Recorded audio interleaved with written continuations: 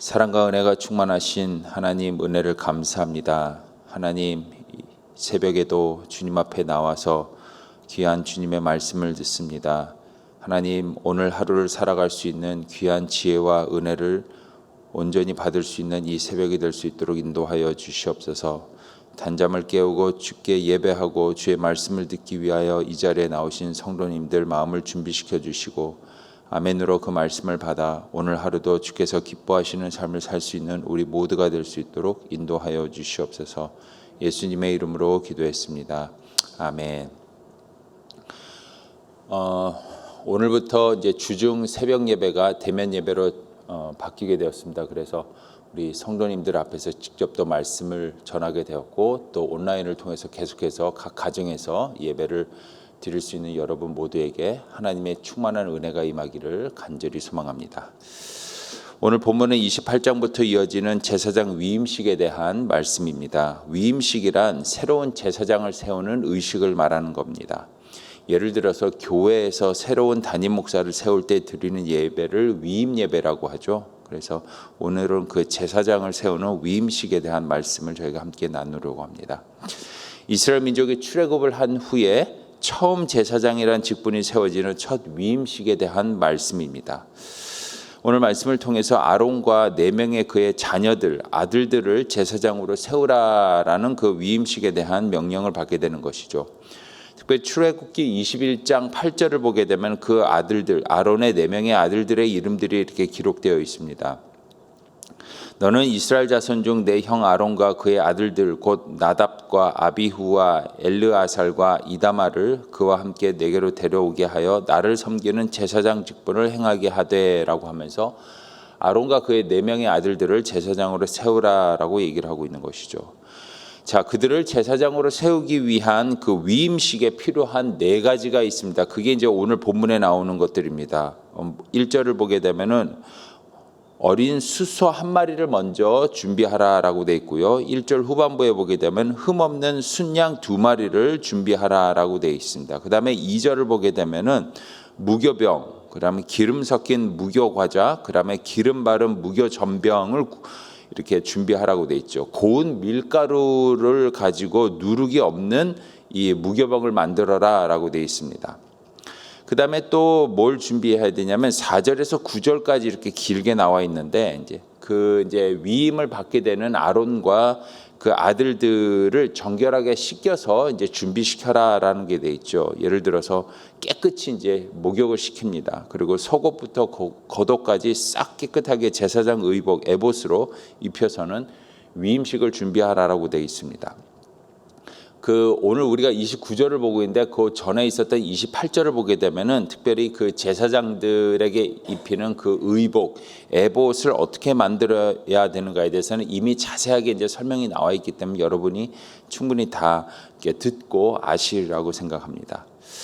그 레위기와 민수기를 보게 되면 제사장이 감당을 해야 되는 가장 중요한 직무가 무엇인가 간단하게 요약을 하자면 바로 백성을 대신해서 하나님께 제사를 드리는 것, 제사를 집도하는 것이 가장 중요한 직무라고 되어 있습니다.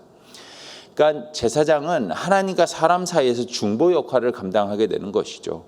그리고 하나님과 사람들 사이에서 다리 역할을 하는 겁니다. 하나님의 뜻을 묻기도 하고 또 하나님께서 주신 그 율법을 가르치는 그런 역할을 하는 것이 제사장의 직무입니다.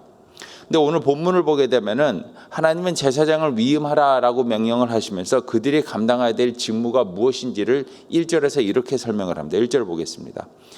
네가 그들에게 나를 섬길 제사장 직분을 위임하여 그들을 거룩하게 할 일은 이러하니 라고 하면서 나를 섬길 제사장이라고 설명을 합니다. 하나님을 섬기는 제사장을 위임하라라고 돼 있죠. 그러니까 우리가 이제 일반적으로 제사장의 가장 중요한 직무를 백성들을 대신을 해서 하나님께 뭔가를 하는, 백성들을 대변을 해서 백성들을 위해서 하나님께 무엇을 대표적으로 하는 것이다라고 이 얘기를 하고 있지만 사실 오늘 1절을 보게 되면 제사장의 근본적인 직무의 첫 번째 부분이 무엇이냐면 하나님을 섬기는 제사장, 하나님을 위해서 일하는 것이 바로 제사장의 첫 번째 직무다라는 것을 알 수가 있는 것이죠.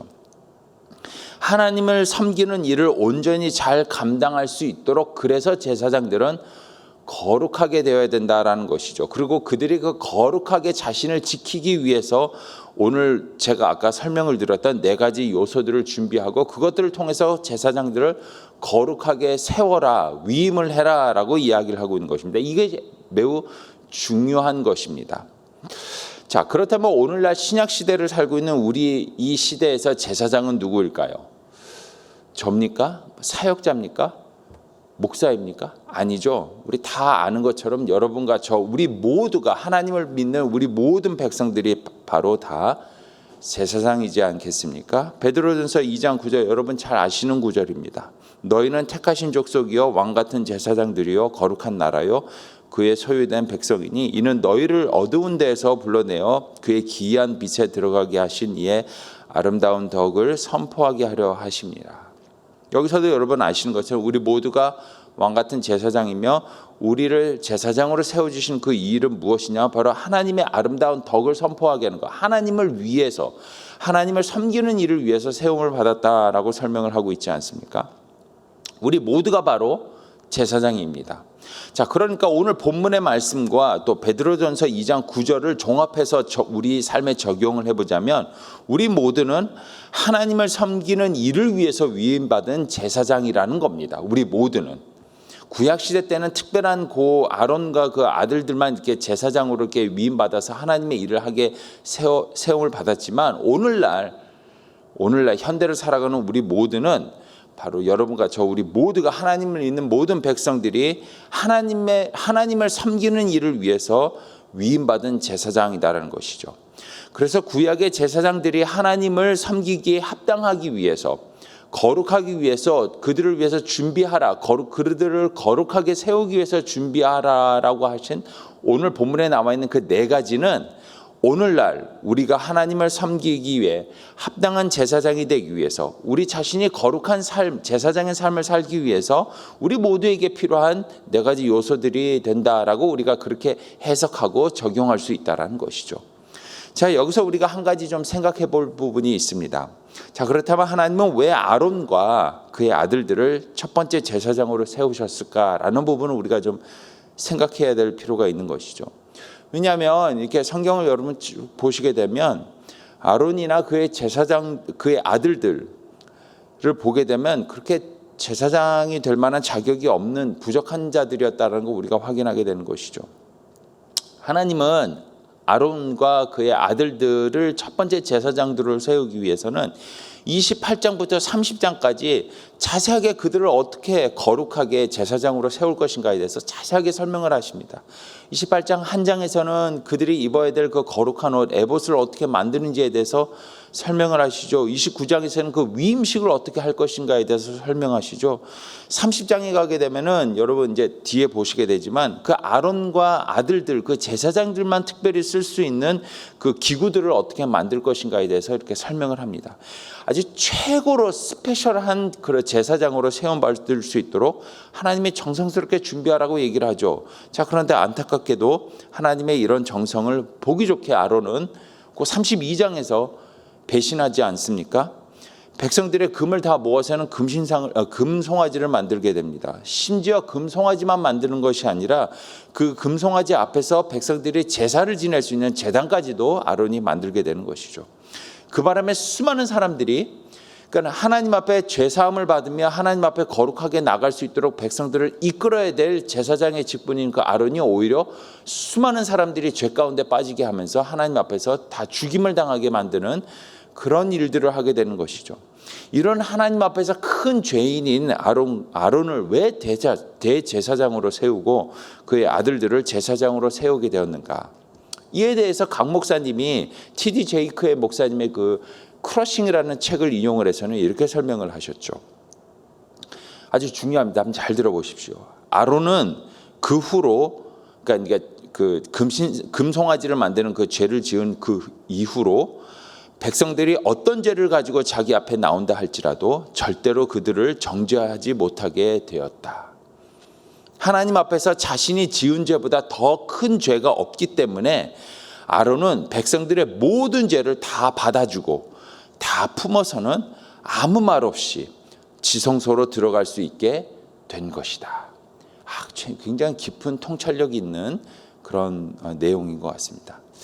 하나님은 점없고 흠없는 완전히 깨끗한 그릇을 쓰시는 분이 아니라 부족하고 더러운 그릇을 씻어가면서 쓰시는 분이다라는 것이죠. 이는 우리에게도 동일하게 적용되는 은혜다라고 저는 믿습니다. 하나님은 저와 여러분이 그냥 제사장 거룩한 제사장 직분을 감당할 수 있도록 왕 같은 제사장이 될 수 있도록 이미 완벽하고 깨끗하기 때문에 우리를 그렇게 부르시고 사용하시는 것이 아니다라는 것이죠. 하나님은 우리가 당신의 온전한 제사장이 될 수 있도록 먼저 우리를 죄 없다라고 불러주시고 의인으로 불러주신 후에 지속적으로 그 왕 같은 제사장의 삶, 의인의 삶을 살 수 있도록 우리에게 그 길을 허락해 주시고 우리를 만들어 가시면서 사용하신다라는 것이죠. 그래서 오늘 본문에서 제사장으로 미움받아 거룩해지기 위해서 준비해야 될 그 네 가지 요소들이 무엇인지를 깊이 묵상하면서 오늘 하루도 우리가 하나님의 제사장답게 살기 위해서 그런 노력과 헌신을 하는 모습이 우리 삶 가운데 있다면 바로 이 말씀을 온전히 우리 삶에 적용하는 그런 하나님의 거룩한 제사장다운 삶을 사는 우리 모두가 될 수 있으리라고 저는 믿습니다. 자, 그래서 하나님을 온전히 섬기는 거룩한 제사장의 삶을 살기 위해서 우리에게 필요한 것이 무엇인가?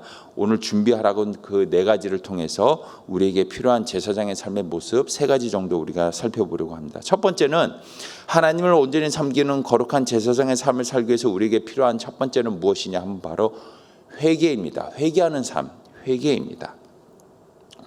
오늘 본문 1절에서 하나님은 당신을 섬기는 거룩한 제사장을 위임하기 위해서 먼저 어린 수소 한 마리와 흠없는 순양 2마리를 준비하라고 얘기하시죠. 여기서 수소는 속죄제의 제물을 의미하는 것입니다. 그리고 순양 2마리는 하나는 번제를 위한 제물이 되는 것이고 다른 하나는 화목제를 위한 제물이 되는 것입니다.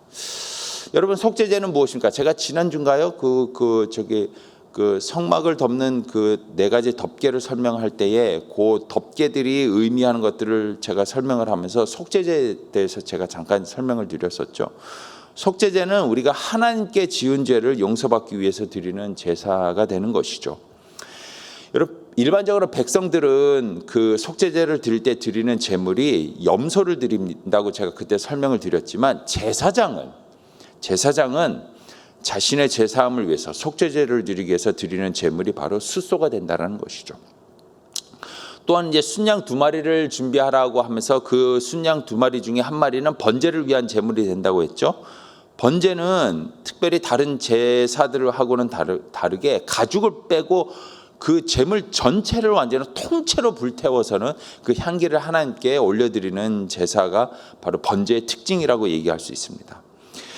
그러니까 번제가 만약에 그 죄 사함을 위해서 죄와 연결되어서 우리가 그 제사를 드린다면은 그 번제의 목적은 하나님의 진노와 태도를 돌이킨다라는 의미가 되는 겁니다. 하지만 만약에 이 번제를 통째로 태우는 번제를 예를 들어서 아브라함이 이삭을 번제로 드리기 위해서 드리는 것처럼 죄와 관련된 이유로 드리는 것이 아니다라면은 이 번제는 어떤 목적에서 드리는 거냐면 하나님을 향한 우리의 헌신과 결단을 드리기 위해서 하나님께 우리의 이러한 통째로 우리의 삶을 하나님께 향기로 드립니다. 헌신과 결단을 의미할 때 우리가 번제를 드린다라는 것이죠.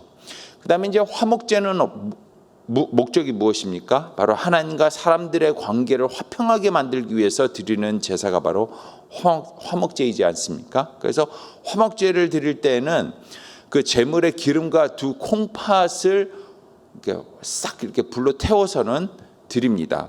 그 다음에 그 콩팥과 기름을 제거한 나머지 그 제물의 부분들은 가슴 부분은 도려서는 아론과 그의 아들들 제사장들에게 드리고요. 뒷다리는 그날 그 화목제를 집도하는 제사장에게 이제 드리고 나머지 이제 고기는 그 제사를 드리는 자의 그 가족들이 가져가서는 레위 지파 사람들과 함께 나눠 먹는 것이죠. 그러니까 이렇게 콩팥과 기름만 불살라서 하나님께 드리고 나머지는 이렇게 나눠 먹는 거예요. 화평하게. 그게 이제 화목제물의 의미가 되는 것이죠. 이처럼 제사장들은 백성들의 죄를 대신하여 하나님 앞에 제사를 집도하기 전에 자신들이 먼저 이러한 제사들을 드리면서 죄를 회개하고 죄사함의 은혜를 누린다라는 것이죠. 이게 중요한 것입니다. 여러분, 회개하는 삶이란 제사장들에게 그래서 매우 중요한 것이며, 제사장의 삶을 살아가고 있는 오늘날 우리 모두에게도 이게 회개의 삶은 아주 중요합니다. 우리 자신을 하나님 일을 섬기는 올바른 거룩한 제사장이 되기 위해서 아주 중요한 것이죠. 자신이 온전히 회개하고 깨끗해지지 못한다면 자신들의 백성들의 회개와 제사함을 위해서 집도를 하는, 제사를 집도하는 제사장들의 그 행위는 나쁜 영향을 미칠 수밖에 없다는 거예요. 그러니까 내가 온전히 하나님 앞에 깨끗해지고 또 온전한 제사를 드리지 못한 상태에서 우리 백성들의 죄를 사함받기 위해서 제사를 드린다면 그 제사가 온전히 하나님께 드려질 수 있겠습니까? 이 마찬가지로 오늘날 우리의 삶에도 그러니까 적용될 수 있는 것이죠. 우리가 회개의 삶을 온전히 살지 못한다면은 우리는 우리 타인들을 위해서, 우리 옆에 있는 이웃들을 위해서 제사장의 직분을 온전히 감당하는 삶을 살 수 없다라는 것이죠. 하나님 우리를 제사장으로 살도록 불러주셨는데, 그렇기 때문에 우리가 회개하는 삶을 사는 것은 우리 자신들만을 위한 삶은 되지 않는다라는 겁니다.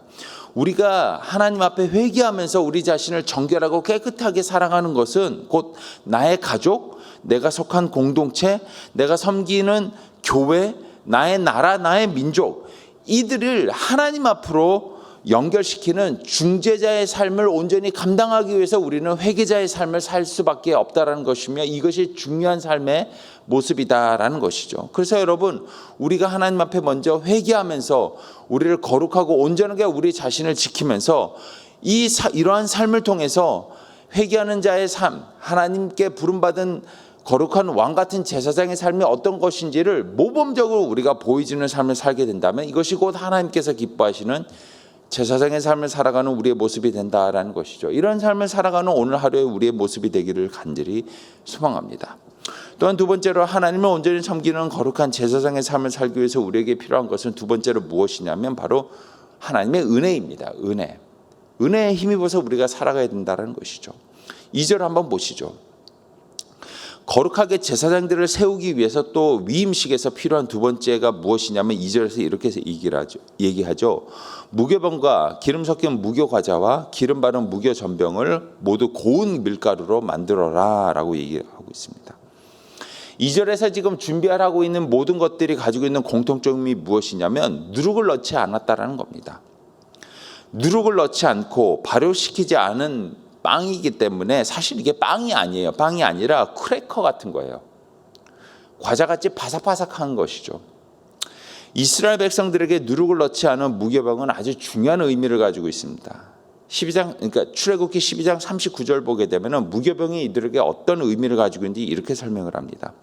그들이 애굽으로부터 가지고 나온 발효되지 못한 반죽으로 무교병을 구웠으니 이는 그들이 애굽에서 쫓겨남으로 지체할 수 없었으며 아무 양식도 준비하지 못하였음이더라. 무교병은 그들이 어떻게 애굽을 나왔는지를 상징하는 음식이 되는 것입니다. 그래서 그들이 무교병을 먹을 때마다 이것들을 기억하라라고 얘기를 하고 있죠. 특별히 신명기 16장 3절을 보게 되면은 하나님이 이렇게 얘기를 하십니다. 유교병을 그것과 함께 먹지 말고 2일 동안 무교병 곧 고난의 떡을 그것과 함께 먹으라. 이는 네가 애굽 땅에서 급히 나왔음이니 이같이 행하여 내 평생에 항상 내가 애굽 땅에서 나온 날을 기억하라. 그러니까 무교병을 먹을 때마다 이것이 고난의 떡이다, 우리가 어떻게 애굽에서 나왔는가를 항상 기억하고 상징하라라고 얘기를 하고 있는 것이죠. 그렇기 때문에 이스라엘 백성들에게 무교병은 다음에 세 가지를 기억한다라는 의미를 가지고 있습니다. 첫 번째, 고난의 시대를 기억한다라는 것이죠.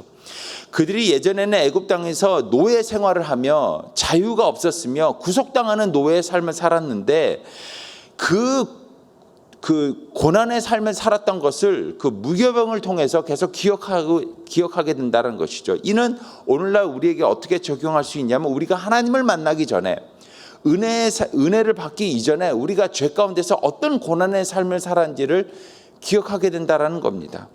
또한 이스라엘 백성들에게 무교병은 무엇을 기억하라라는 의미가 되는 거냐면 자유를 기억하라라는 겁니다. 자유를 기억하라는 거. 그들이 그렇게 애굽 땅에서 노예로 살았는데 자유가 없었는데 하나님께서 그들에게 어떻게 자유를 주셨는가, 어떻게 하나님의 백성이 되게 하셨는가를 또 기억하게 하는 음식이 바로 무교병이라는 것이죠. 세 번째로 또 무엇을 기억하라는 것이냐면 자유를 얻은 것만 기억하는 것이 아니라 제사장 나라가 되었다라는 것까지 기억하라는 것이 무교병의 의미가 되는 것입니다. 단순히 노예에서 해방인이 됐다라는 것만 기억하는 것이 아니라 자유를 얻었음에도 불구하고 또한 온 나라와 온 세상을 위한 제사장의 나라까지 되게 하셨다라는 그 은혜를 기억하라라는 것이 바로 무교병을 통해서 그들이 기억해야 될 세 번째 의미가 된다는 것이죠.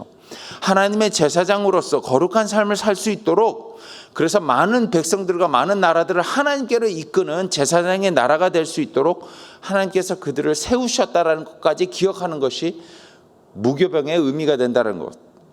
하나님을 온전히 섬기는 제사장적 삶을 살기 위해서는, 그래서 우리 모두가 바로 이 무교병을 통해서 우리가 무엇을 기억해야 되는가, 바로 이런 것들을 기억해야 된다라고 하나님께서는 오늘 말씀을 통해서 얘기를 하고 있는 것이죠. 이런 것들을 기억하면서 우리가 어떻게, 왜 제사장이 되었는가를 우리가 상징적으로 우리가 실천하면서 살아간다면 그것이 곧 하나님께서 우리에게 주신 제사장의 삶을 살아가는 거룩한 하나님의 백성의 삶을 살 수 있다는 것이죠. 그래서 여러분, 오늘 하루는 우리가 제사장이 되었다는 것을 기억하면서 특별히 무교병을 우리가 기억하는 삶을 살았으면 좋겠습니다. 우리가 하나님의 은혜를 만나기 이전에 우리가 고난의 시대를 살았다. 하지만 하나님께서 우리를 어떻게 이 고난에서 벗어나서 자유를 주셨으며, 자유뿐만이 아니라 다른 나라를, 다른 백성들을 하나님께로 이끄는 제사장의 나라가 되게 하셨는가를 기억한다면 이것이 곧 오늘 하루 우리가 제사장적 삶을 살아가는 우리의 삶이 되리라고 저는 믿습니다. 마지막 세 번째로 하나님을 온전히 섬기는 거룩한 제사장의 삶을 살기 위해서 우리에게 필요한 것은 바로 성령 충만입니다. 성령 충만. 오늘 4절에서 9절을 보게 되면은 이제 그 실제로 이제 아론과 그의 아들들을 어떻게 위임식을 위해서 준비해야 되는가에 대해서 쭉 이제 여러 가지 얘기들을 설명하고 있죠. 다 읽지는 않겠습니다. 제가 간략하게 4절에서 9절 준비해야 될 것들을 설명하자면, 먼저 이렇게 아론과 아들들을 이렇게 목욕을 시키죠. 싹 이렇게 깨끗이 목욕을 시킨 다음에 겉옷부터 속옷까지 에봇으로 이제 깨끗한 의복으로 입힙니다. 그 다음에 머리에 관을 씌우고, 그 다음에 그 머리에다가 관유, 기름을 이제 붓는 것을 통해서 그들을 거룩하게 이제 세웁니다. 머리에 관유를 붓는 것, 기름 붓는 것은 특별히 그 당시 때는 세 종류의 사람들에게만 기름을 붓는 행위를 허락했던 것이죠. 왕, 제사장, 선지자. 왜 그랬을까요? 이들은 하나님의 뜻에 따라서 살기 위해서 거룩하게 구별되는 삶을 살아야 됐기 때문에, 구별되는 삶으로 부름을 받았기 때문에 하나님께서는 그들에게 관유, 머리를 붓는 것을 통해서 거룩하게 만드셨다는 것이죠. 여러분, 바울은 이 기름 부음을 제사장들에게 이게 기름을 붓는 이 행위를 오늘날 제사장 되는, 하나님의 왕 같은 제사장이 되는 우리 모두들에게, 여러분과 저에게 어떤 의미가 되는가, 바로 성령 충만의 의미다라면서 고린도후서 1장 21절에서 이렇게 설명을 합니다. 우리를 너희와 함께 그리스도를 위하여 견고하게 하시고 우리에게 기름을 부으신 이는 하나님이시니 또한 그가 우리를 인치시고 성령의 보증을 우리 마음에 주시느니라.